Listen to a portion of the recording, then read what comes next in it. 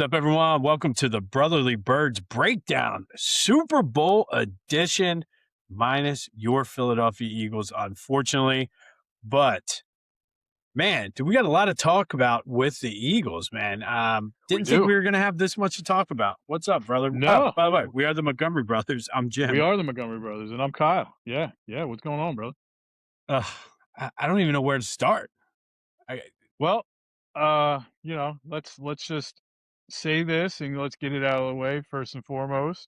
We do have 4 more days of being your reigning Super Bowl champion, so let's soak that in. Let's soak it in.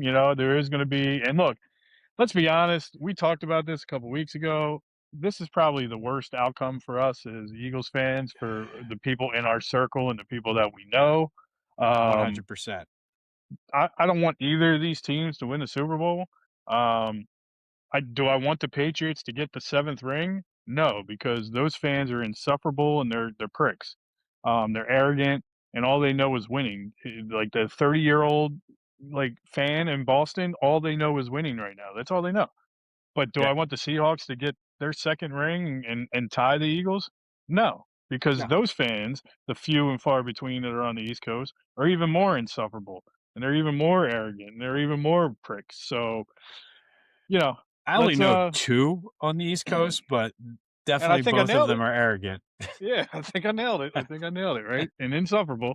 Um, so look, at this point, let's root for the halftime show and hope that Bad Bad Bunny Bunny. just takes over, and hopefully so many viewers tune into the halftime show that there's an electricity failure in San Francisco because they're right next to that, like, whatever that electrical field or The whatever, and electromagnetic. and it causes the stadium lights to go out, and they have to cancel the second half of the Super Bowl. That'd be great. That'd be great. What? No Hold harm on on. anybody. Didn't that happen? That was the Hardball, wasn't Yeah. it? The Yeah, it was the Ravens and the Niners, yeah, where the lights went out for, like, 20 minutes in the second half. Yep. I mean, listen, a lot of people on both sides are going to be watching that halftime show, so it's possible. It's possible. Yeah, it'd be great. It'd be great. All right, so before we get into the actual Super Bowl game, there is a ton of Eagles news, and I guess let's start with the breaking 10 minutes before we got on here to record news that Jeff Stoutland is quote unquote stepping away from the Eagles organization. And what do you make of that? Well, I mean, look, we said it all year, and he's getting up there in age.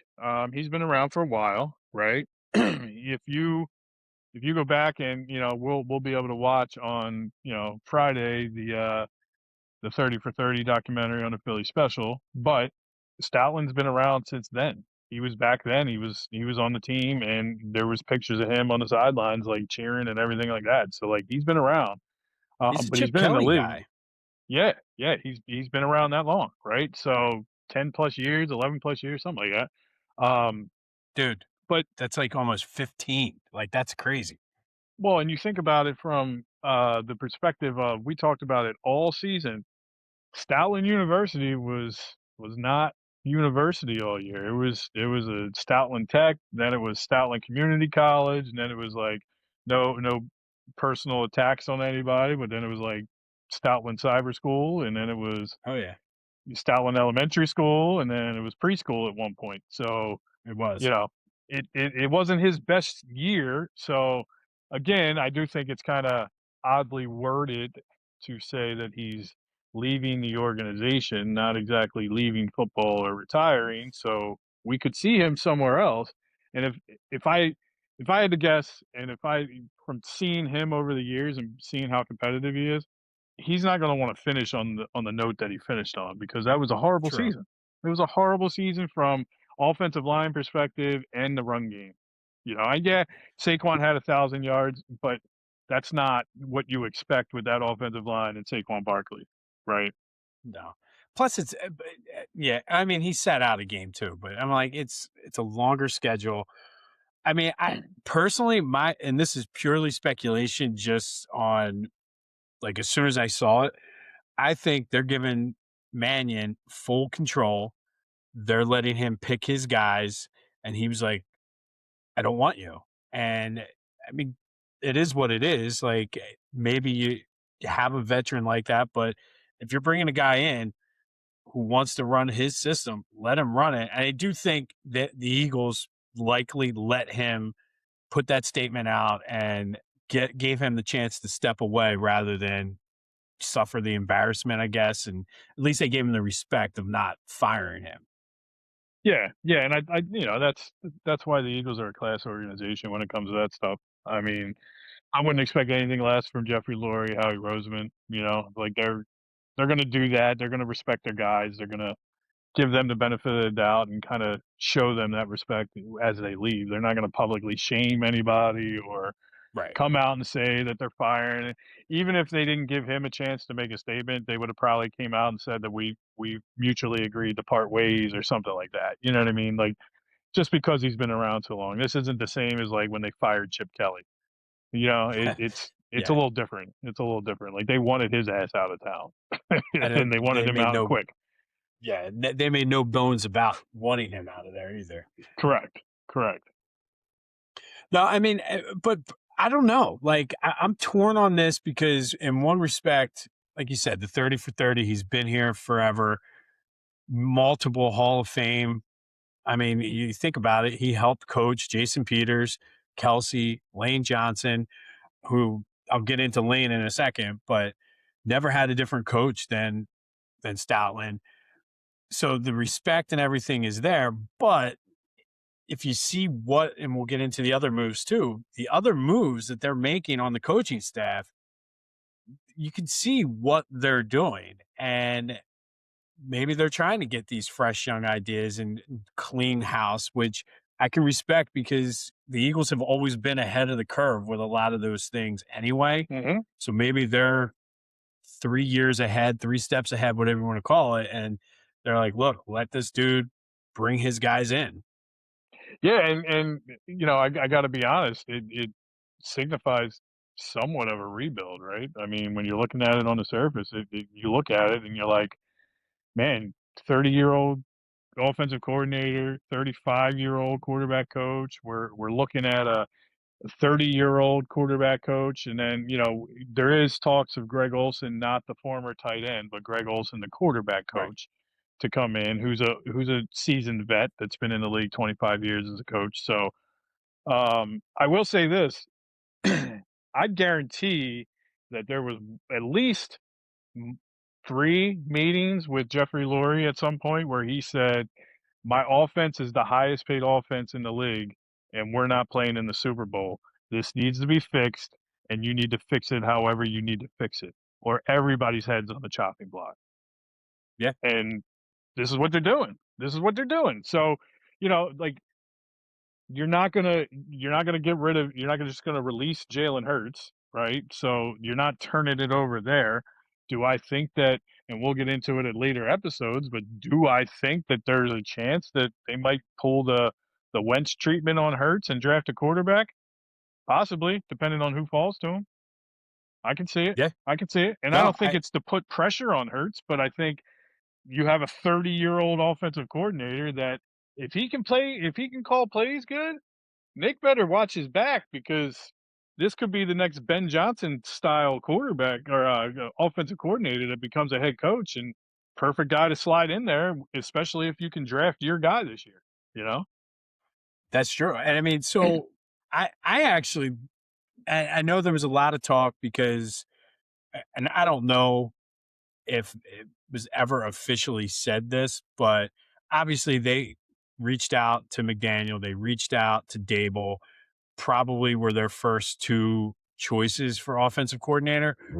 But I kind of like the fact that it was a longer, drawn out process, and they obviously did their due diligence, casted a wide net, allowed these guys to give their ideas that they did interview. And I feel like once they made that decision, all of a sudden you got Grizzard coming in as well. So now Yep. you have two of the top guys that you were interviewing, two of the hottest names out there. I mean, I think we'd all be fools to sit here and say we got to keep doing what we were doing. We have the talent because what we were doing wasn't working. You And I think we got lucky that we caught lightning in a bottle in 2024 with Saquon being so dominant. you mean they shouldn't look across the street at what the Phillies are doing and going, "Hey, let's just run it back," because that was a Exactly. success. So let me ask you this, and you're going through some career decisions right now. So if you go on an interview, but you were never formally offered the position, how can you turn down that position if you were never offered the role, right? I, Like yeah, you technically can't if you were never offered it, right? So I hear a lot of people going, "I can't believe Dayball and McDaniel. Nobody wants to go to Philly. They've all turned it down." Nobody was offered the position. Like they didn't officially offer it to anybody. They no, interviewed people, but in order for you to decline a position or decline a job, you need to be offered that job. And if they weren't offered it, they didn't decline it. You know? right. So that's No, just how, and and maybe that's why they yeah, pulled their name out of the running, right? Because the Eagles weren't offering it to them because they just didn't feel like it was a fit. I don't know. no, but yeah, and I mean, I look at McDaniel, and I mean, I guess it's different for us because we've always been here. But the way the weather's been the past 3 weeks, I'd rather be in LA than Philly as well. His wife was from there. Yep. Dable, like, flat out said, I want to work with I can't think of his name, the quarterback Cam for the Ward. Titans. Cam Cam Ward, Ward yeah. said, I want to work with him. And that's kind of what he did with Josh Allen, even going back into Alabama with Jalen Hurts and Tua and who's the other guy? Bryce Young. Yep. With Yep. like they all three of those guys were on the same Alabama Mhm. team. So he wants to work with a young I get it. Yeah. I absolutely Well, get it. listen, and I'm not disputing any of what they're saying, but let's be real about it. If you had a choice of no matter what job you're taking and no matter what city, you're getting paid $5 million, let's just say, to be the offensive coordinator, right? Would you rather go to Tennessee where there's literally no pressure and if you win 4 games, that was a success over last year? Or would you rather go to Philly and get yelled at if you struggle 1 game and potentially get eggs thrown at your house by idiot fans? Right. Or in McDaniel's case, would you rather go to LA, deal with Justin Herbert, have John Harbaugh take all the flack where you don't have to take any flack because he's going to take everything, and it's in LA where they're not even fans of the Chargers or the Rams out there. Nobody gives a crap about football out there. So there's no pressure. Or would you rather come to Philly where people are going to scrutinize every single play call? Like it's a no-brainer. Like the Right. fans, the media, everybody did not help this situation in any way, shape, or form when it came to trying to get the big splash. So I know there's so many people out there disappointed that we didn't get the big splash. Do me a favor, go in the bathroom, look in the goddamn mirror because you're probably part of the problem. No, I mean, and there's something to say about that because, and you think about both of those guys that would be the quote unquote big splashes. McDaniel was scrutinized for the past 2.5, 3 years in Miami every day, despite the fact that I still think he did a phenomenal job last year getting that Hmm. team to not quit on him. And Dable, I mean, we saw it on Hard Knocks, and we saw it because we're so close with because they're in our division. We saw how much he was scrutinized, Hmm. and I mean, I why not go someplace where reset yourself, have win 6 games in Tennessee, and all of a sudden you're getting head coaching job somewhere. Absolutely, absolutely, and I don't blame him. I don't blame him any way, shape, or form. Plus the it's win now mode, right? It's win now mode in Philly. Like we have expectations of the Super Bowl, and like that's a lot of pressure to deal with. You don't have that pressure out in being with the Chargers or No, in Tennessee. You don't have Super Bowl or bust. So, you know, plus from a perspective of like, hey, who's going to take the brunt of like all the flack? They just hired a new head coach in Tennessee. And then they got Harbaugh in LA. So like they're taking the brunt of that. You get to fly under the Yeah. radar basically as offensive coordinator. In Philly, you're up on the podium literally right next to Nick. Nick's gonna try to take the Every brunt of that. Tuesday, I think. But yeah, Yeah. they're gonna pummel you. So, you know, I don't blame them one bit, and that's why I like that they went kind of off the beaten path a little bit with unproven guys. Look, there's always going to be question marks, and we all know what happened the last time we took a quarterback coach from Green Bay and made him a coach here in Philly. Turned out to be pretty damn good decision, and Turn he's the a Hall of Fame franchise around, coach. I would say. Turned the franchise around, and he's a Hall of Fame coach. He was a Hall of Fame coach probably before he even went to Kansas City, borderline. But going to Kansas City, winning 3 Super Bowls, obviously helps his resume a little more. But who knows anymore with coaches in the Hall of Fame? Because if Belichick doesn't get in on the first ballot, does it really matter? You know? Yeah. I mean, it's basketball like now. It's like the basketball Hall of Fame where Yeah. does it even really mean anything anymore? No. No. Or the baseball. I mean, Carlos Beltran getting in was a joke. It was a Yeah. joke. It was a joke. Let's just be honest. But Oh, I yeah. digress. No, but I do think, and going back to Andy Reid, though, I think in a way the Eagles are kind of going back to their roots almost. Like this is what Lurie did, and I think it's time. I think we'd be. I've already said this once, but I think yes, we won a Super Bowl. We've won 2 in the past 8 years, but I think this is what good teams, winning teams do. They're not afraid to turn over, start fresh. And is it a rebuild? I don't think it's a classic rebuild, but it's certainly a retooling. And these guys, Grizzard and Mannion, better be ready to hit the ground running because the expectations aren't going to change because for the most part, the talent is not going to change on this team. You still have one Right. of the more talented teams in the league. So Yep. sink or Yep. swim. Well, and everybody talks about the Eagles culture, right? When they walk into the building, that Eagles culture, that culture hasn't changed. The culture's still there. You can you can swap the players, you can swap the coaches, but the culture is the culture, and that's what's there, and that's what these guys are coming into. So, and Laurie said it years ago about being the gold standard. Well, the standard is the standard, and that's what Yep. is set there for the Eagles down there, and to your point, man, these guys better come in and start hitting the ground running because if not, Nick's going to be on the hot seat for sure.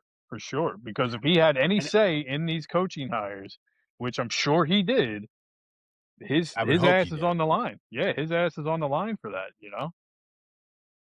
I want to get back to the hot seat for a minute, but you mentioned the culture.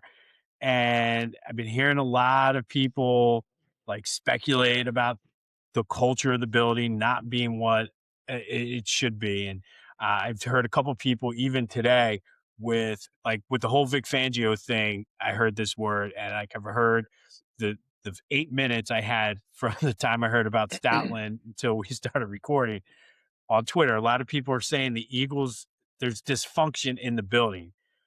I don't know if I would call it dysfunction. I think you have maybe guys in there that are pushing back against the culture of the building, and the team is addressing it and saying, "No, this is the way we want it to be.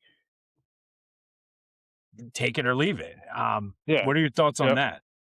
I don't think dysfunction is the right word. I think you have people that are disgruntled.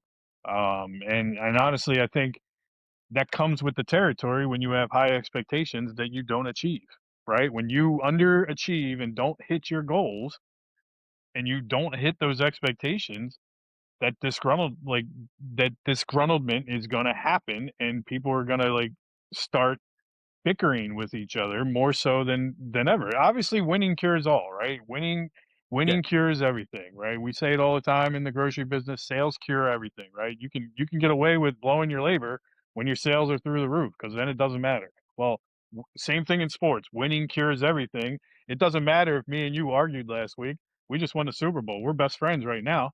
2 weeks from now, when this is all faded away, we don't even have to talk anymore. But we just won the I'll Super Bowl, see so you now in we're best June. friends, right? Exactly. So now everything, especially in Philly, where everything is under a microscope and gets blown out of proportion. If you and me look at each other the wrong way, it's getting twisted 3 days from Sunday where it's like, "Oh my god, look at the way he looked at him. He clearly doesn't like him. He must not like his wife. He's the godfather of his kids too. What the hell's going on Right. between those 2?" It's like, "What? What are we and I'm actually surprised that we didn't hear anything yet with, "Oh, Jalen Hurts threw a touchdown pass in the Pro Bowl skills game to CeeDee Lamb. Did you see the smile on his face? They were celebrating. You don't see that with AJ Brown." Like, I'm surprised that stuff didn't happen. You know what I mean? But, It's like, because nobody watched the Pro Bowl. oh, yeah, yeah, exactly. But I think honestly, what goes on when you don't achieve those expectations is just there's a lot of, like, frustration. There's a lot of disgruntled people in the building, and especially, I'm sure it comes from the top. I'm sure the person that's most aggravated that they're not celebrating a Super Bowl or being in the Super Bowl is Jeffrey Lurie, especially when he's given an Yeah. open checkbook basically to Howie Roseman to put this thing together, and he thought on paper he put it together, but they didn't execute the way that they should have. So now changes need to be made. And, like, I think looking at it from the outside in, people were like, "Oh, well, if you don't win there, you're going to get fired." Well, yeah, if you don't perform up to standard, you should have that. Like, that should be on the Right. table, right? Like, we have expectations. It's good to have expectations. And I don't think that we're spoiled. I just think that we're realistic. When you have that much talent on the team, you expect to win. And when they didn't Right. win, there's people that need to be held accountable for that. Right. It's not like we're Washington where we probably overachieved last year and had those expectations and then this, that. I think it's a different mentality where the talent was there. And like I have no problem with the whole getting rid of Kevin Patullo and bringing in something new because obviously it didn't work. And I think that's something that Laurie has been good with since he bought the team. Like he's not going to stick with the same people just to see it out because he has that sense of urgency, and I kind of want that in an owner, but in the way that he does it, not the way that Jerry Jones will come in and trade Michael Parsons because I just don't want to pay you. You know Right. what I mean? Just to Like, prove a point. it, Yeah. Yep. yeah, Yep. No, I agree. I agree. And I think, again, I think the standard and the expectations are set by Jeffrey Lurie, and I don't think those change, right? I think he considers this organization to be the gold standard in his words, not mine, not yours, right? He said it, not us. right, Um, and I think he's not going to accept anything less than that now. Like he tolerated things less than that, but once he won that first one, and he's been back to two since then, he's not tolerating anything less than that. So if you underachieve, and that's why I think anybody's on the chopping block at this point. Like I think yeah, Howie's on the chopping block? Probably not. But I think anybody else on that coaching staff, they're on the chopping block. And it's like, all right, well, if you don't want to be here, we'll find people that do. right. No, and I agree, and I think that leads back perfectly to the hot seat question. I think if anything, Jalen is probably more on the hot seat this year than Nick. I do think Nick, certainly with the way he handled some of the things and whatnot last year, is on the hot seat. But I think Jalen's got the hottest seat in the building right now. And who knows what's going to happen? Like he keeps saying, and he has said, I'll do whatever it takes to win. You either win or you learn, and all whatever cliches he has. Well, this is your time now. Like you hear it, whether or not you want to admit it, you hear what people are saying. And I think uh I don't know. I feel that we have an MVP year loading in Jalen just because I think he's like, okay, I'm gonna have he might not have had a say in choosing the offensive coordinator, but I certainly think he's gonna have more input in the offense than he did last year. Well, and we don't know, right? We don't know if he had any say in hiring the offensive coordinator in any way.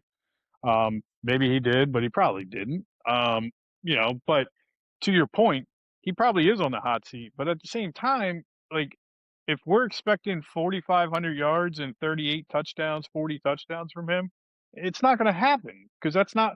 You're No. not paying $20 million to Saquon Barkley for Jalen Hurts to throw 4,500 yards. Like, you're not. That's just not realistic. So, like, all the haters out there are like, "Oh, look, Dak puts up more yards."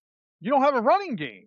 So, like, he has to put up yards, and your defense is Right. trash. So you're behind in games, and he gets a lot of garbage yards. He's a great fantasy quarterback, don't get me wrong, but that's the difference, right? So, I think that the thing that rubs people the wrong way is when Jalen says those cliches, but then doesn't do everything it takes to win this year. So, like, clearly, if he would have ran more, they would have been more successful, but he chose not to run more. Was that the play calling? Was that him not doing it? We'll never know. We'll never know. No. So I think if Mannion and Grizzard are smart when they come in here and whoever the QB coach is going to be, they're going to try to get him to run more. The RPO is only successful when there's a threat of a run of the quarterback. If it's not there, guess what? There's no threat. And it just becomes a pass option. So then everybody can key on that. So, I think to your point, the hot seat probably is on him a little more than Nick. But the thing about it is, it could be spun in so many different ways for the positive for Jalen, for the fact of, oh, well, this is his 10th offensive coordinator in 10 years and he's playing in a different Right. system and all that, which, hey, if they decide to pivot off of him, all power to you. That's great. That way we can sell him high and do whatever we need to do, right? Um, I don't foresee that happening. I agree with you. I think there's an MVP season loading. I think he gets an extension after the season and we'll see what happens. And I think honestly, I think I'm feeling optimistic and I'm feeling very positive about the hires and the direction that the offense is going. I think this is going to calm AJ down too. I really do, because I think And yeah. you Grizzard coming in. I mean, you saw what Grizzard did the first half of the season with Baker Mayfield and that offense. Still injuries piled up. That offense. I mean, Baker Mayfield was in the MVP talks, and Mike Evans was having a great year. Ibuka was having a great year. The tight end was having a super year. So, like, the passing game was there. So it's going to be interesting to see what happens. No, and like I said, we needed something like this. To be completely honest, I think I just feel like they're ahead of the curve. Like, it's not like with the Phillies where they're 4 years too late with making decisions, or even the Sixers where they're just trading people willy-nilly with no clear direction on what they're doing. I think there is a direction and a plan, and I mean, shake it up a little bit because it got stale last year. I think that's the only way to describe it. It was stale. Yep. And look, I think I told you a couple weeks ago after the Eagles lost, right? Had a talk with Maggie, taking her to school, and I was like, look, yeah, it sucks that they lost, but the only good thing is when losses happen, that means changes happen. Now, I didn't Yep. expect this amount of changes to happen on the coaching staff, but it can't be a bad thing. It can only be a good thing. Like, at the very least, it's the same as last year. It's not going to get any worse, right? You're too Yeah. talented on offense to be any worse. And you got to think a year removed without 3 extra games and without 2,000-yard rusher and all that stuff, the offensive line will probably come back a little less banged up, hopefully. So, you know, there's a lot of positives to really hang your hat on going into next season. And honestly, I think it starts with these coaching hires, man. I really do. I think, to your point, I think they are like the young hotshot, like Sean McVay, Mike Shanahan style, like mentality. Like, that's what they're being hyped up to be. Both of those guys, even the quarterback coaches that they're looking at, like the younger ones. So, hey, if we can bring in an offensive staff like that are 35 and younger, all for it, man. All for it. Right.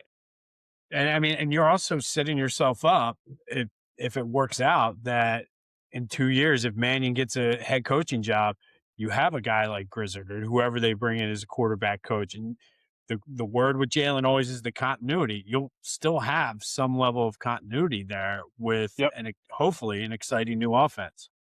Yeah. Yeah. Absolutely, and that's something to look forward to, man. It really is, and like I just I hope Nick can man the ship like he's supposed to, right? Like that was the rumor too. Like, oh well, if Mannion's the guy, that means that Nick's going to be calling the plays because he's never called. Well, why? Andy Reid never called plays before he got here. He was a quarterback Yeah. coach, and he seemed to turn out all right, even though everybody thought the back end of his play calling thing was like a In and Out burger menu or a fat burger menu. You know what I mean? But, or Waffle House, whatever they used to say it was. But I think they'll be all right, and I'm anxious to see how things go. And look, at the end of the day, unless Big Dom's leaving, I think the culture and keeping everything under wraps on that sideline is still going to be pretty good. Yeah. I mean, Big Dom was at Raw the other night. He was. Did you see the Bellas came out and I did. they were saying Coop and Nikki took it personal. It was like, oh, is that for us or because the Eagles aren't in the Super Bowl? And people were like, we're saying Coop, you dummy. And even Cool. Bree was like, I think they're saying Coop. And she goes, oh, yeah, yeah. Can you blame a girl? And like fell flat on the cheer, the pop, Yeah, everything it was was not bad. there. It could have been a lot better, but she botched it, man. It's unreal. Unreal. So, so are we going to have a new defensive coordinator this year too? I mean, I hope not. I really do. I hope that's not the case because the guys that we have in place are Vic guys. They're made for Vic's scheme, so that's obviously going to be a problem. I mean, I'm not talking about like Coop and you know Quinion and guys like that because I think they can adjust. And same thing with Jalen Carter, even Jordan Davis. Like I think all four of those guys, Zach Ball, think they can play in any style, but like some of these other guys, man, like Vic got those guys for his style of offense and like projects. You know what I mean? Like think about Yeah. Nolan Smith. Think about what's the other guy? I Jalen tuned him Hunt. out. Jalen Son, yeah, the project, right? So like Hmm. he's flourished in this defense with Vic last year, and if Vic's not going to be there, what's that mean for him? So a lot of question marks. I hope it's Vic. I hope he comes back. But like, here's my question to you too, right? So like, if he's contemplating leaving, and like he contemplated last year leaving after the Super Bowl, and you basically like begged him to come back. If you're begging him to come back this year, like, how effective is he going to be, right? If he already has one foot out the door mentally, right? So like, Right. it's like being in a relationship with a girlfriend and like you know, she doesn't want to be there, but like you're like, no, baby, please stay. Like I always think of Adam Sandler from Happy Gilmore, like, baby, I was just Yeah. kidding. I was just kidding. Fine, beat it, scram. No, I don't mean that. Like that's what it feels like this relationship's turning into with Vic. Like, because he's older and he's already done this. He's done it in the league for 30 years. Like he doesn't need this. It's not like he needs the money or anything. So No, and he's got a Super Bowl. he does. He does. But like I think honestly, the problem that we're going to run into is the fact that Christian Parker was his guy. Like that was his heir apparent that he kind of hand selected and brought in with him. Like he brought him here last year Yeah. to be with him. And Coop and Quinion like clearly benefited from having him there. Now he's defensive coordinator for the Cowboys, so he's dead to me. Um, but Good I thing think they don't Vic have any probably players too. yeah, right. I think Vic kind of took that personal a little bit. You know what I mean? And I don't blame him. If it strikes me as odd that Vic wouldn't have said like, "I want this guy to be my heir apparent. Like, I want him to succeed me as a defensive coordinator." Because Vic seems like he's pretty open and honest with everybody. He's open and honest in all his press conferences. Right. But I wonder if he did say that and it was still up in the air with whether he was going to retire or not, didn't give them an answer. Because I mean, you look at it like this, it is kind of a dick move for a team to say, no, you're not allowed to go interview for like an up. I could see not letting him go to be a defensive back coach for the Cowboys, but Yeah, to go interview for a defensive coordinator job, I mean, you can't really say no. And part of it was because Vic was still up in the air about it because he did the same thing. I mean, they were still playing last year, but it was later on when he decided to come back last year too. Yep. Yep. Yeah, I mean, I hate to say this, but, like, I think if you're the Eagles, you gotta give him, like, a day. Like, you gotta give him the day that you need an answer by because Right. the ship's moving regardless, right? So you're either on it or you're not, and look, there's a guy that we used to have here that helped us win the first Super Bowl, Jim Schwartz, that I don't think he's going back to Cleveland. All signs point to that being a dicey situation. I don't know if you saw Munkin's press conference, but that Well, he was didn't come there for Jim Schwartz. he did not come there, and they never when he was in Baltimore, they didn't game plan for Jim Schwartz. They game planned against Myles Garrett. That's what he was saying. So I was like, oh, oh, and then he proceeded to say about, I do have the utmost respect for Jim, and I hope he feels the same way about me. Well, you just throw him straight under the bus. So if he did have any respect for you, Yeah. it's probably gone now. So As I Jim don't think Schwartz that's is packing up his desk and yeah, right. Putting everything in a box and just leaving. So I don't think that's the warm and fuzzy situation there. So I think there might be no. a defensive coordinator available.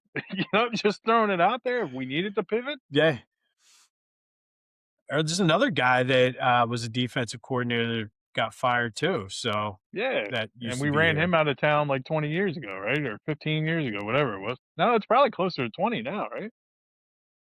Wasn't he involved with the whole wasn't he here with like the Howard Mudd or not Howard Mudd, the Wide Nine, Jim The Washburn, Juan Juan and Juan Castillo. Castillo, yeah, I, yeah, yeah, because he was a scapegoat. he was Yep, here he for was a that. scapegoat. Yeah. Yep, yep. So, Do you yeah, I think mean, they I wouldn't have a mind bringing him. contingency plan in place? No, I don't. I don't. That's That's why what scares me. yeah, I think that's why they're kinda they're they're probably putting one in place now. But the problem Yeah, is here we are in February when a lot of these guys that could have been great defensive coordinators for them are already taken, right? Because we yep, didn't know anything about this. But again, is this Vic has not come out and said anything, nor have you heard Howie Roseman or anybody like that come out and say anything regarding this. So, is this little whisper down the lane that turns into the media making this into a big thing, or is this it's actually a possible. thing? Right? Is this because we don't have anything else to talk about? We can't yell at them for not hiring an offensive coordinator. So now we're like, oh, you know what? Let's shift it to the 70-year-old guy and let's make it seem like he's disgruntled and he wants to retire. Let's do that. Let's rehash that. Like, I don't know. I don't know. And I'm Yeah. sure the truth will come out at some point. Oh, it will. Because I mean, look at it like this. Because everybody's like, well, how come they didn't put out a statement? What statement are they going to put out if dude's under contract and nothing's changing? Why would you like, you don't say, Correct. hey, we're keeping this guy. Like they didn't put out a press conference saying Nick Sirianni is going to be our head coach again this year. Right, right. Like, you're not gonna come out at every single rumor that's like, we just wanna hold a statement and hold a press conference right now to say that that rumor is Right. not true. Any questions? Like, they're not really it's not gonna be a 3-minute press conference. They're not gonna do that. So, Right. um, I just I wonder how Stoutland, how Fangio feels now that Stoutland's gone too, because then it's like he's he's the oldest guy left. Like, are they just cleaning house and bringing in young guys? Maybe he sees the writing on the wall. But then at the same time, maybe he Right. is gonna like be pissed off about it because like Christian Barker was a young guy and he was gonna be the guy. So we'll see. We'll see what happens. But I will say that like, the Fangio's a Philly guy. You know what I mean? He loves watching the Phillies, and I heard somebody call in the WIP this week and be like, look, I don't think there's any drama or anything. I think he's just old. He wants to retire, and maybe he wants to enjoy watching Phillies games in the summer instead of working. I'm like, Yeah. eh, you know what? Maybe you're I can right. see that. Maybe it is that simple. Maybe it is that simple, and everybody's just reading into it, making it bigger than what it is. Yeah, I mean, obviously, I think it's being made bigger than what it is, but Wait, the Philly like media I making do think something they're bigger? caught off. Nah, That doesn't happen here, no, no.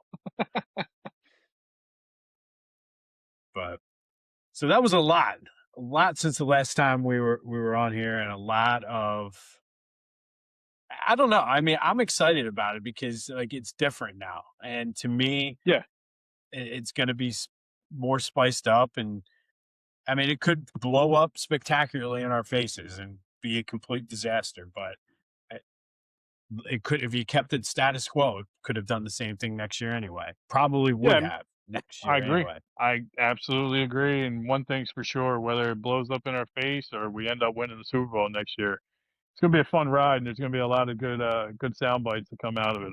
I'm almost positive of that. Oh yeah. Yeah, it's gonna be good. It's gonna be a good one. Anything else about the moves? I think we covered pretty much No, all of it, which is I don't good. think so. I think we're good with the moves and where we're at. It'll be interesting to see who they bring in as quarterback coach. I did like Leffler, but I understand that you know he just wasn't a fit for the offense. Plus, if Leffler's out and now Stoutland's out, maybe you're right. Maybe they're giving Mannion and Grizzard the opportunity to just kind of build their staff and do what they do if they want to be successful. So, and that doesn't make the pressure any less. That makes the pressure more because then you're like, okay, we don't have anybody here that's from the old regime, so to speak. You're bringing in This is everybody art. new, Yeah. so now it's fly or sink or swim, so to speak. So it'll be it'll be interesting, man. It'll be interesting. It'll be a fun couple Yeah. weeks. I mean, and you already mentioned him. We talk for some reason we talk about him on every podcast at least once or twice. What did Bill Belichick said? If you want me to make the dinner, let me buy the ingredients, or something like that. Something like that, yeah, yeah. That I mean, it makes perfect sense. So you know, they're getting the keys to a Porsche. Let's not turn it into a Chevy Cavalier. Yeah. Hey, Near and dear to I both had of our I had a hearts. couple Cavaliers. Yeah, yeah, so did I. I had a Cavalier. So, uh, so let me shift here and it's I don't know if you remember what today is. So today is February 4th, and on this Yes. day, I told everybody last night when I plugged your daily podcast because they make me do it all the time since we're related.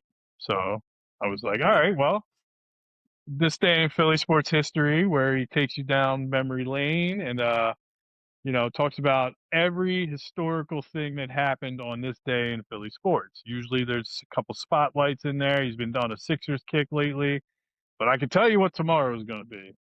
Tomorrow is the anniversary of Super Bowl 52, and I guarantee you that's what this day in Philly sports history will be about.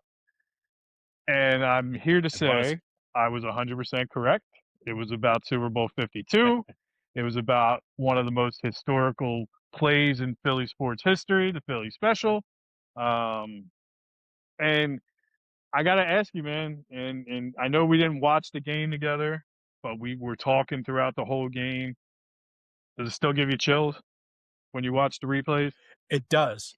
100%, because as I was editing this morning, like I was like I watched it like 4 times. I was late posting because I was like, "Oh, I gotta watch this again."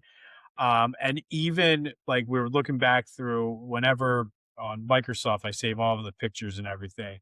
So whenever certain things come up with the kids, I'm like, guys, you got to come see this. And we were trying to take a picture of the two of them and me on the couch in our Eagles gear. They were 1 and 2 at the time. Wasn't happening. So Yeah, Abby was videotaping it, and the kids were saying, "Go Eagles, fly," and they loved it. But I found the picture of this, like, Abby videoed me while the strip sack happened. I was watching it live, and I got chills watching it because I was trying not to wake the kids up. I was like, I fell to the ground and tackled the dog. I just remember said it like 4 times, whispered it because I don't want to wake up the kids. They're going to effing win the Super Bowl. They're going to effing win the Super yeah, Bowl. And I'm getting yeah. goosebumps now just saying it, but always will have goosebumps. How about you? Oh, without a doubt, like that's one of those moments, and like people talk about it in sports, like when your team did this or your team did that, you always remember where you were, what you were doing. I remember everything vividly. I was in Jacket's basement. Um, Maggie was with me because Keegan was, 1.5, something like that. So like he was young, same age as Ella, right? So he was with Meg. Um, but I told her, I was like, I'm not missing the Super Bowl. So I'm watching it with Jacket. Like this is what we're doing. Maggie went with me. She was dressed in her Eagles cheerleader gear. And it was Yep. it was just insane, man. I was watching the game and it's just that moment, I think I started crying when the strip sack happened. But it wasn't over yet because I knew we were still only up 5, right? So once we kicked that field goal and went up 8, I got a little bit more relief, but I was like, shit, touchdown, a 2-point conversion still ties it. We can't lose right now. We can't I, lose. We can at I least go to figured overtime. overtime at worst. Yes, that's what I was thinking, right? So I got to be honest, man. It doesn't matter when I watch it. I still, and I know the outcome, obviously, but when he throws Yep. that Hail Mary, I still am sitting there holding my breath, like, knock it down, knock it down, knock it down. And I'm like, shit, I already know what happens. What am I getting upset about? What am I getting frustrated about? But like, I It's still so get funny. nervous thinking that he's still like something's going to change it. He's going to catch it, you know? I'm But yeah, always looking man, for it the just, flag to be thrown. yeah, flag in the end zone, absolutely. Because if you look back and watch that, Malcolm Jenkins holds who was it, Hogan or Amendola, like one of them. He like tackles him Yeah, I think it 15 was yards down Hogan. the field, tackles Yeah. straight up, like pops him and tackles him, and there was no call. In today's game, that gets called 100% of the time, 100% of the time, not even close. Also think in today's game, the one of them, whether it was Darby or Mills, I mean, they were holding Gronk's arms down too. Oh yeah, oh yeah, Like, yeah. and you could see him get up, like looking for the flag. Yeah, yeah. So, especially you think about a couple years ago with the hold on Bradbury that they called in that key situation. Now, was it a hold? Yep. Okay, possibly. They don't call that 8 times out of 10. That just happened to be one of the 2 times out of 10 they call that in that situation, right? Yeah. But if they're going to call that, they definitely would have called other things in that first Super Bowl. But man, I got to be honest, it just getting that monkey off your back and like finally winning one and everything just put us on a different level mentally as Eagles fans, I think, where we're like we felt like, all right, Yep. this is possible now, and like that's what I tried to tell the kids now. And I don't know about how you talk to them when like I talked to Braden and even B and stuff like that, and they're like, man, it sucks that they're not in the Super Bowl this year. I'm like, yeah, now you know what it was like till we were like in our 30s, like that's 30 that's years. that's what it was like. Like we didn't have anything. The Super Bowls, we watched the Super Bowls for the commercials because we didn't care who was in it because the Eagles weren't in it. That's just how it was. No, So, I just always you thought know, it was that game that I was never going to see my team playing for. It was just the way it was. Like, you want to talk about yep. feeling like a second class citizen.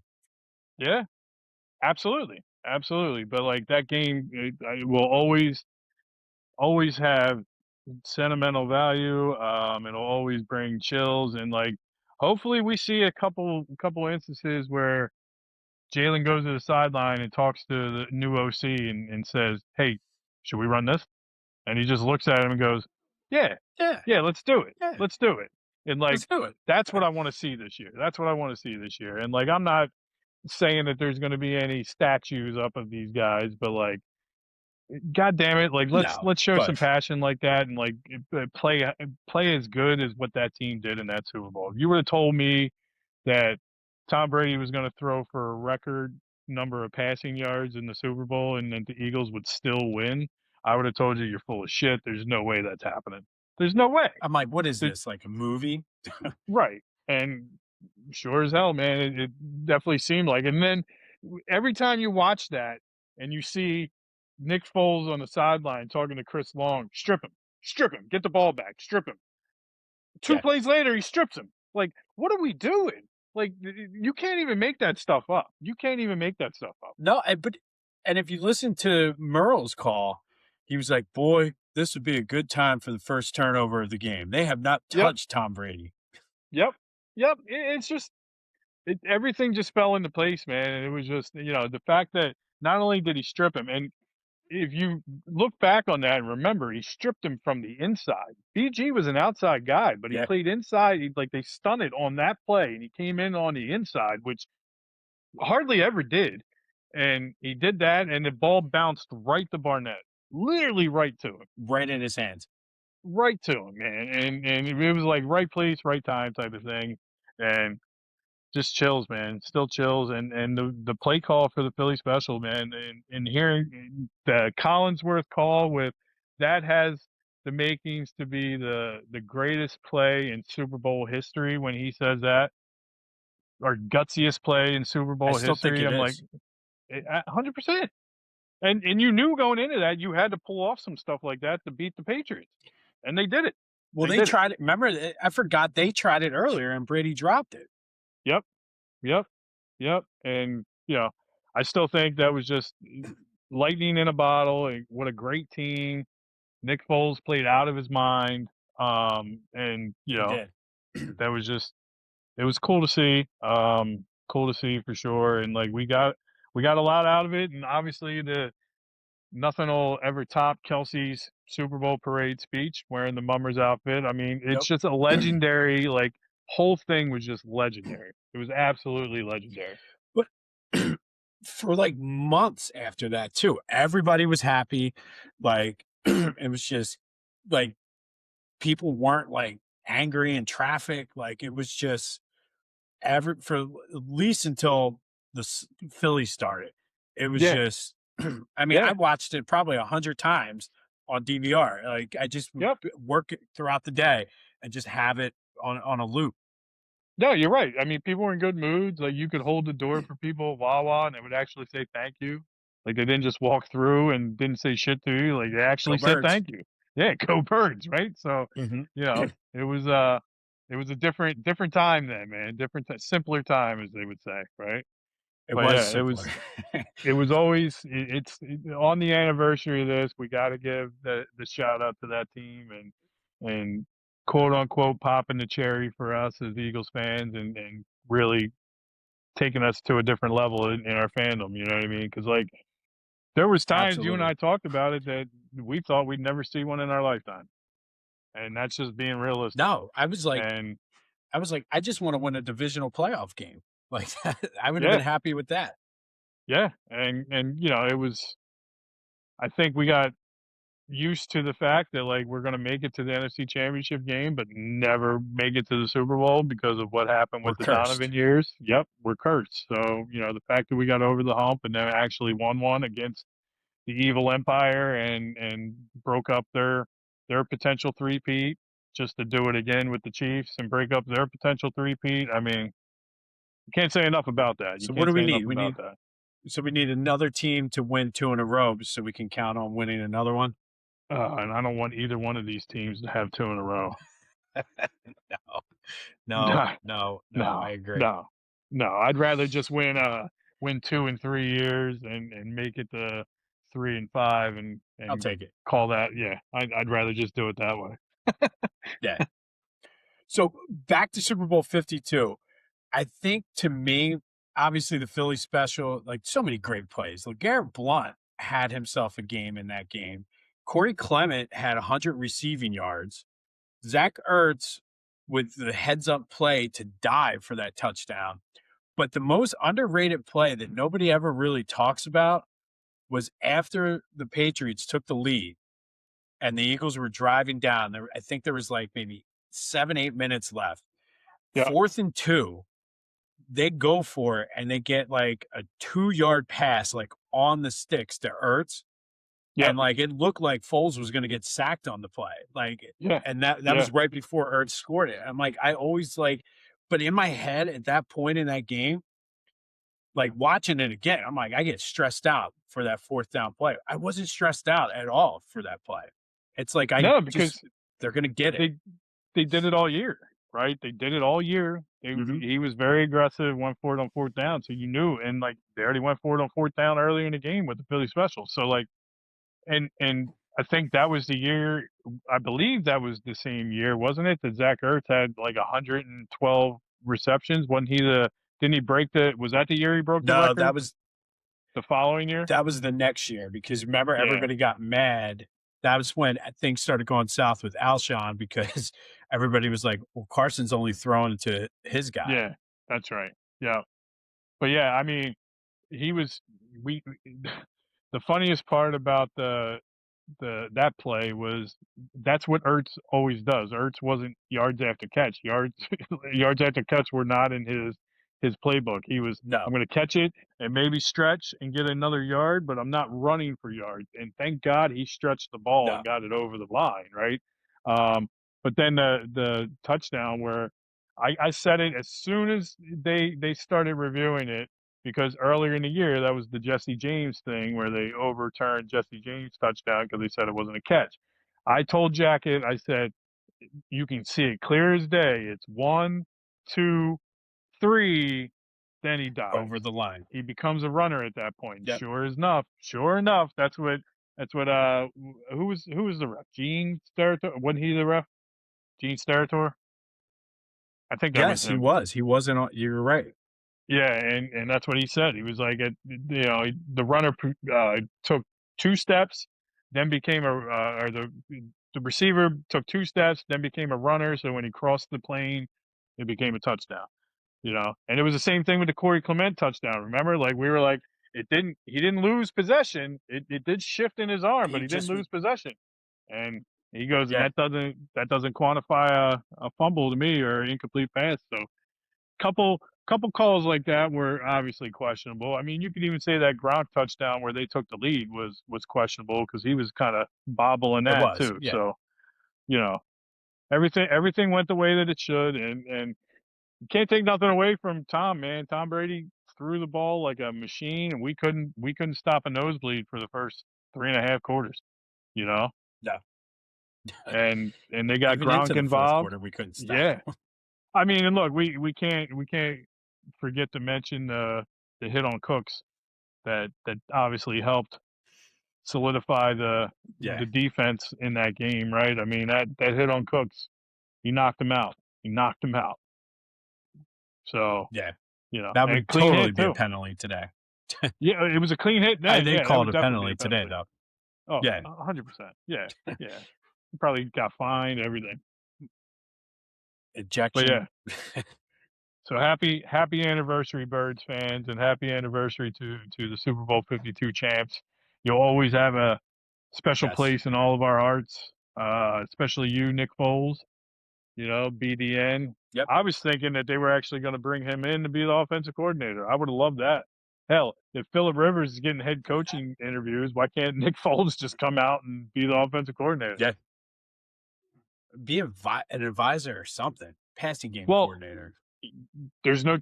I mean, he knows Mannion. He was with the when Mannion He became. I played think with he him was in with the Rams, right? When that was it with yeah, the they were in Rams? St. Louis then, I think, right? Yeah. Yep. Yeah. Yep. When he got drafted, he said he was one of the smartest rookies he's ever been around. So listen, I'll take that. I'll take that. Bodes well. I like it. Yeah, absolutely, Uh, absolutely. and I think to me, last year's Super Bowl just solidifies how special the first one was because it's like, all right, we got the one where we came in and just belt the ass, as CJGJ said. But I think it just reinforces how special Super Bowl 52 was.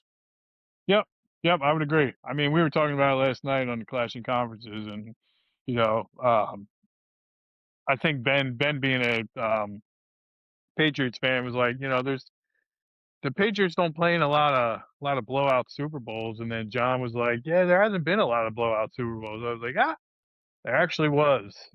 You guys remember last year? You remember who won that game? And they were. I must have said it like 5 times last night because every time Ben would talk his smack about the Patriots, I go, well, who won last year? So, but yeah, I mean, look, last year was your stereotypical. Last year reminded me of like, remember the Super Bowl with it was the Niners versus the Broncos, the 55-10, just like they just Yes. Yep. dominated them, and that's what that reminded me of last year. It was just like straight dominance from the opening whistle, right? So That we was all know all the the Super Bowls were when we were kids. Exactly. They were all blowouts. The only closest one that we had when we were kids was the 1990, the Giants and Bills with the wide The right. wide left or wide right. Yeah, wide right. Yep. Yep. Yeah, as a Florida State fan, I know all about wide right. So, I will always remember wide right when it Sorry. happens to somebody else. Yeah, I will always remember That's why I said wide left. I was trying to be respectful there. it. Yeah, thanks. Appreciate it. Appreciate it. All right, so there is a Super Bowl this weekend. There is. Reluctantly, there's a Super Mm, Bowl this weekend. Who mm. do you got for this week?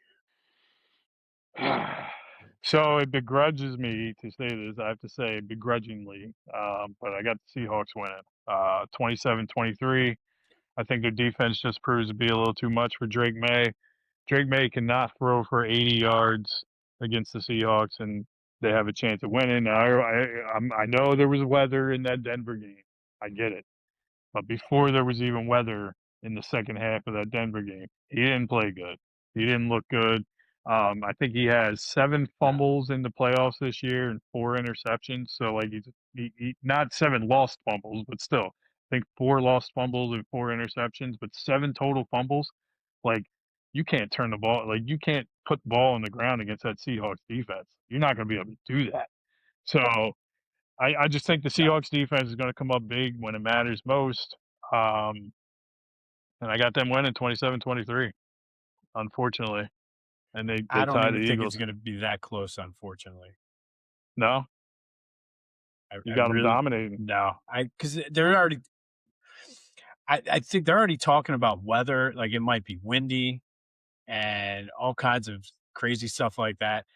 I just I think the Patriots haven't played anybody, and I think they're vastly overrated. This is going to be the comeuppance for all the smug and insufferable Patriots fans. I think it's gonna be like 34-13 or something. Like I it sucks, but I don't even think it's gonna be close. I think take the Seahawks, like ladder it, take them -4.5, 5.5, 6.5, 7.5. They win by double digits, I think. Wow. Yeah, I mean, look, I can see it. I can definitely see it. Um, Look, the thing that rubs me the wrong way is like I don't remember the Eagles having like a pep rally or like this big press conference type thing like the Patriots are doing because they won the AFC Championship game, but like the everybody's coming out and like saying like it's almost like a Super Bowl parade press conference that they were having. Did you see that with like Vrabel up there, everybody laughing in front of the crowd and like Yeah, Warriors go back, like all that crap, like it's just you won an AFC Championship game, and Vrabel should know better. Like he played for the Patriots. You've been there. Act like you've been act there like you've been before. there. Yeah. So like it just it rubbed me the wrong way. And like, look, I'm not a. I guess I am a Patriots hater.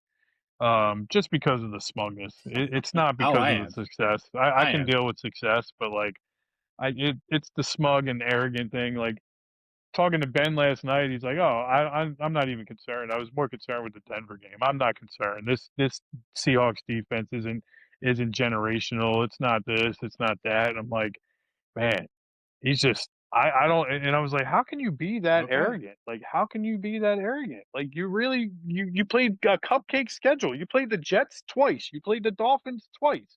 Like, what are we Right. talking about here? You played Geno Smith, like, and he They're gonna beat get it. you. And he beat you. Like, let's not get that confused. Like Geno Smith beat them. Right. So,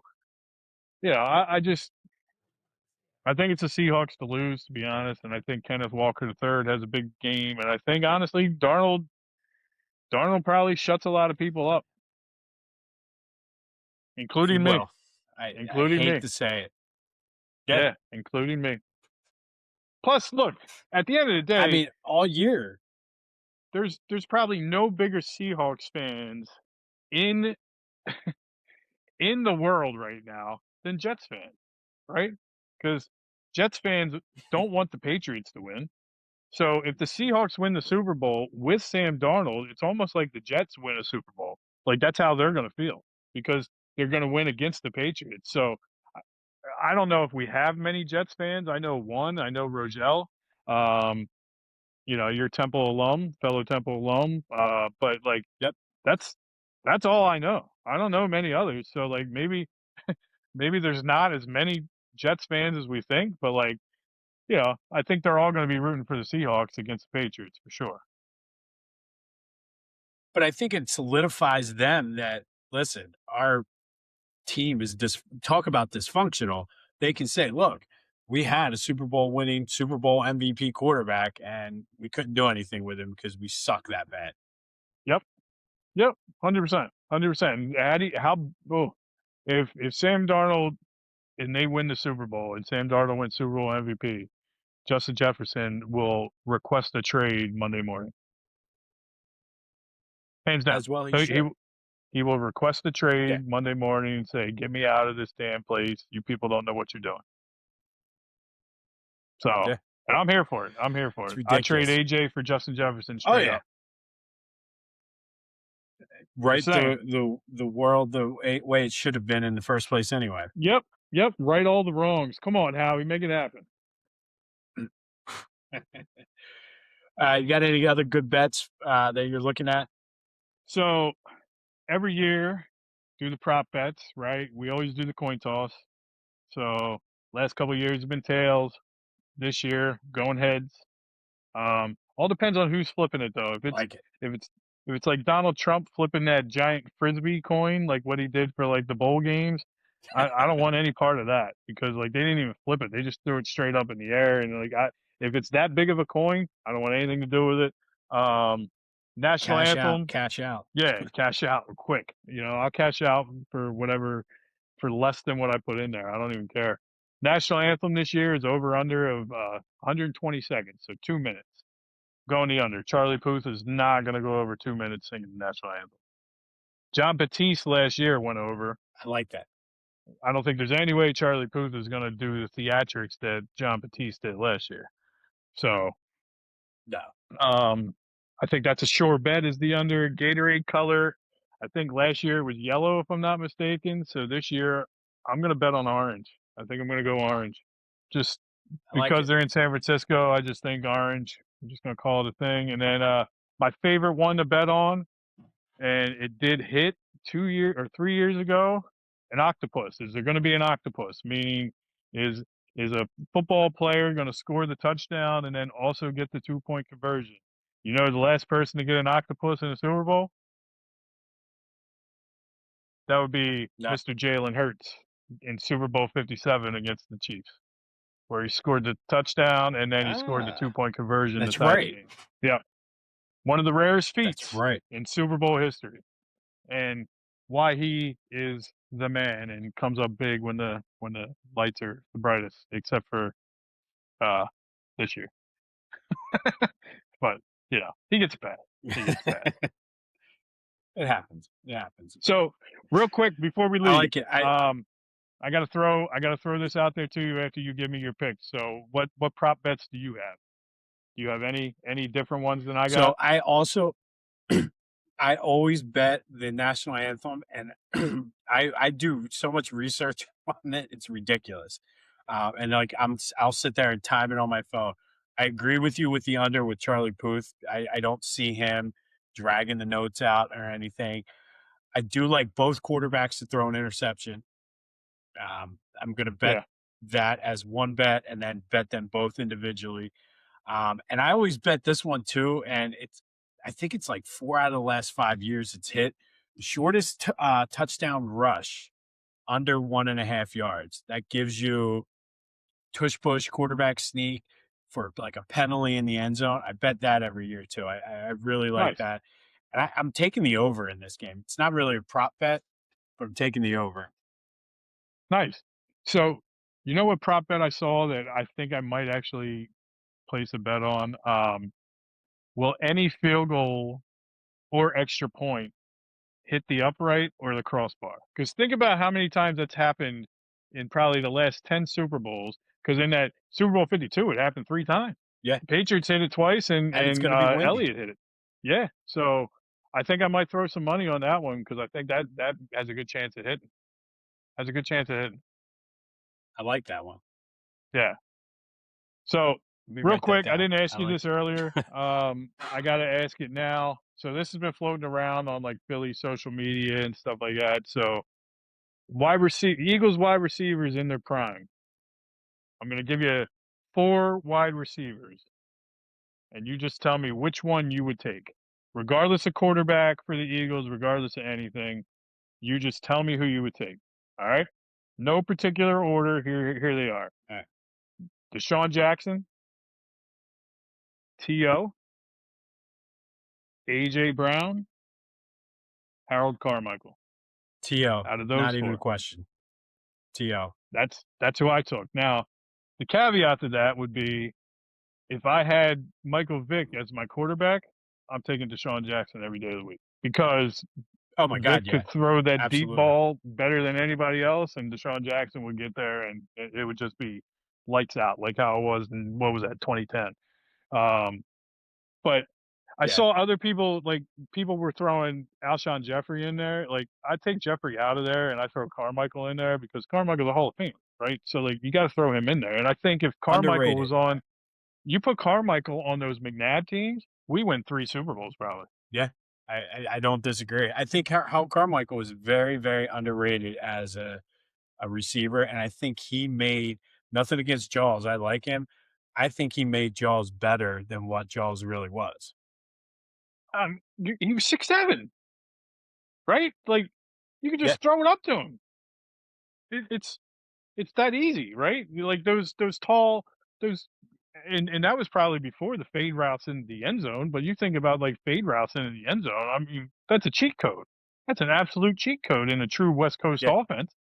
So I just think that's why I think in the Andy Oh, Reid it would have style been. offense, you put him with McNabb and like maybe not the Rams NFC Championship game, but the other 3, they'd make the Super Bowl, and then I think honestly that Cardinals one, they beat the Cardinals in that NFC Championship game, and then they'll end up beating the Steelers in that Super Bowl. So I think we win 2 or 3 Super Oh, Bowls they if would you have have beat the Carmichael on Steelers that anyway, team. I think. Yeah. Yeah, yeah, absolutely, absolutely. Now I'm not saying T.O. was bad. Don't get me wrong. T.O. on that '04 team No. was obviously incredible, incredible, um, and he was incredible in the Super Bowl. But we didn't even touch on the '04 team, but like 5 turnovers, man, that still haunts me when they brought that up because of how good T.O. played, the Yeah. 9 receptions, 122 yards on a broken leg. What was it, 3 months ago, 3 months prior to that, or like not even 3 months prior to that. I don't even think it Just was that. I felt like it was shorter than that. thought they said like 7 or 8 weeks. I think that's actually what they said. Yeah. Yeah, that makes sense because I think it was like what, Because week I think 13, 12 or 13. it Cowboys was did like it. That was Roy it was Williams, right right? when they clinched everything. Mhm. Yeah, it's crazy. It's crazy, man. Ridiculous. Hyperbaric That's why chamber I would works, take him man. every day. Yep, hyperbaric chamber. Let's Yeah, do I it. got to get one. Yeah, right, right. Apparently, so does the Eagles' offensive line. Hey, so we've got a long off season. Hey, replace Stoutland with a You hyperbaric mentioned the chamber, and we're clashing good. conferences. Where else? Yeah. So, You mentioned clashing Clash. conferences. Where else can people find you? Yep. So you can see me in the Clashing conferences every week, and then at Kyle Mont 16 on Twitter and Instagram, and then every week we do a State of Kentucky report. Me and my buddy Cody, where we talk about Kentucky sports, namely Kentucky basketball. They're probably going to make the tournament now. It was looking a little dicey, but a big win over Coach Cal and the Arkansas Razorbacks on Saturday. They're getting ready to tip off here in about 10 minutes against Oklahoma. Should be another win. So let's go. Let's get that in. Go Cats. And where can they find you, brother? You mention it every day. This day in Philly sports history, wherever you get your podcasts, as well as on YouTube, on all social media at Philly Jimbo.